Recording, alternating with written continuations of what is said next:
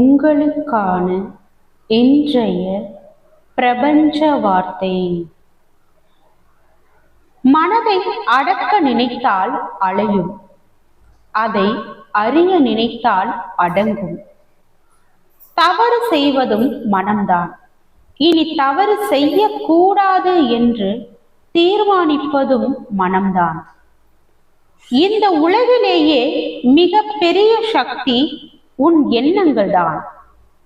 அதை நீ புரிந்து கொண்டால் அது உன்னிடம் பணிந்துவிடும்.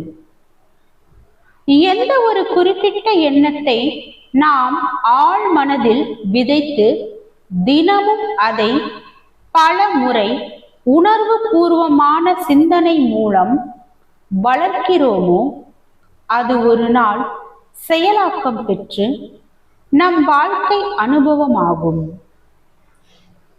வாழ்க வளமுடன்.